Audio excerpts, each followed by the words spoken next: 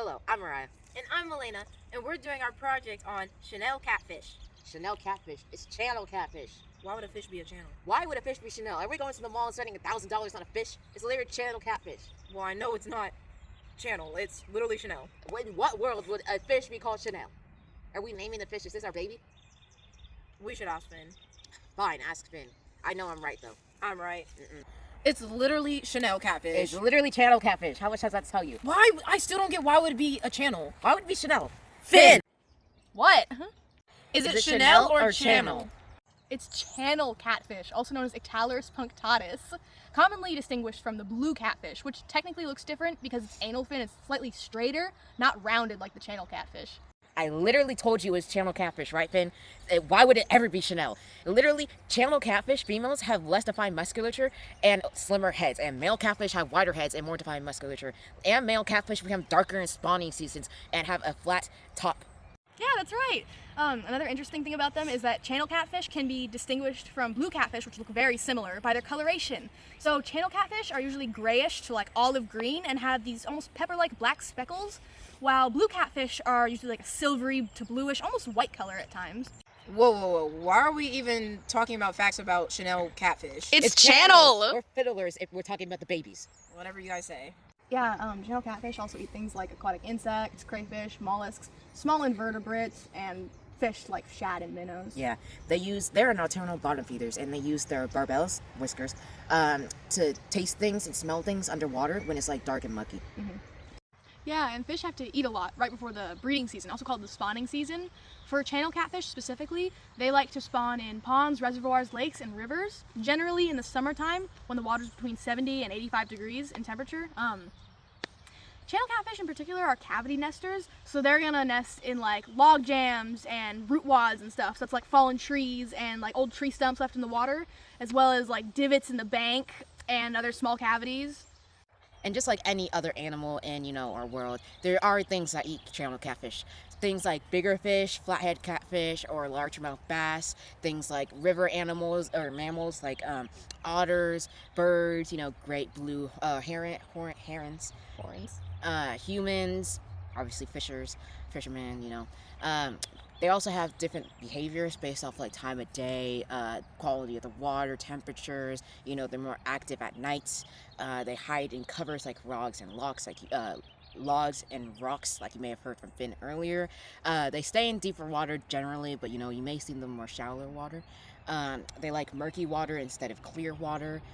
Fishing tactics you may want to use for them. Since they are more active at night, you may want to fish more at night than in the daytime.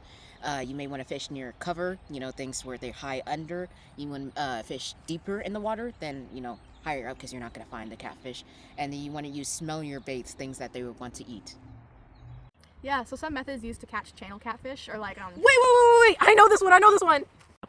The method is called a Carolina rig. I happen to know that.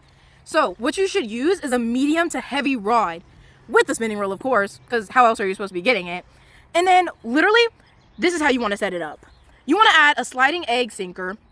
I don't know how heavy, but you want to add a bead, a barrel swivel, and a 12 to 24 inch leader line. I know this because I'm so smart. Oh, I almost forgot a circle hook. The bait you want to use, because, any big back fish would want the right type of food. I mean, I would if I was a fish, is a cut bait. Shad or bluegill, be a little fancy with it if you want. A chicken liver.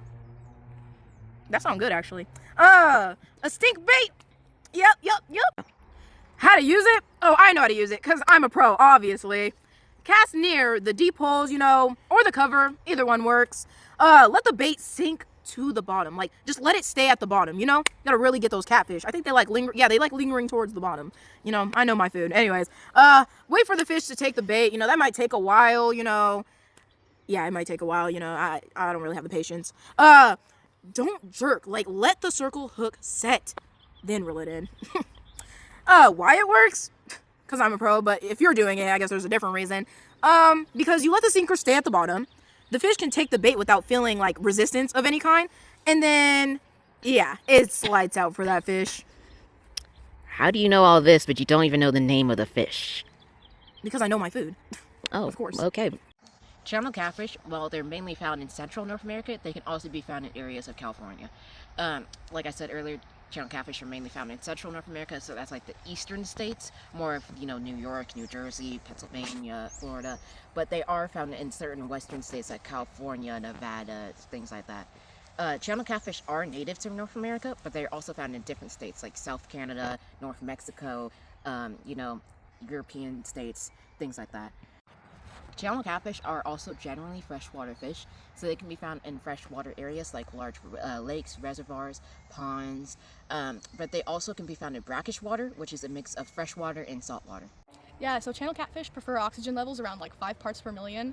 They'll start to have a decrease in their growth rate around 4 parts per million and an increase in stress around 2 parts per million. Generally, they can survive up to 1 part per million, but they do not thrive in that oxygen level. In like warm California waters, the water, like the oxygen level is going to be around 8 parts per million. In colder areas, in like the Bay of San Francisco and stuff, is going to be like 5 to 6 parts per million. Yeah, so channel catfish are highly adaptable warm water fishes, so they generally prefer like 70 to 80 degrees Fahrenheit, but you can find them still active in like 30-degree water. They generally prefer like moderate to swift currents. They won't really hang around in like still water. Yeah, so channel catfish have different behaviors depending on the season. So in the spring, they're going to start moving from their holes from the last winter and start to move upstream. In summer, like May through June, they're going to kind of start nesting in these crevices for spawning. After spawning ends, they're going to start finding like faster waters for the rest of the summer. And then once that's over, they start going back to their like little hidey holes to kind of pile up and conserve heat for the winter. Channel catfish fishing rules in California. Fishing license. Anyone 16 or older must have a valid California fishing license. Daily limit. You can catch up to 10 fish per day. There is usually no minimum size, but some places may have different rules. Season. Fishing for catfish is open all year in most areas. Gear rules. You can use 1 rod or 2 rods if you have a special permit. 2 rod stamp. Kids under 16 can use 2 rods without a permit. Fishing method. You must fish using hook and line. Snagging is illegal. Hooking fish anywhere other than the mouth. Location-specific rules. Some lakes or rivers, like parts of Colorado River, may have different limits, so always check local signs, other rules. You must carry your fishing license with you. It's illegal to waste fish. Only keep what you plan to use.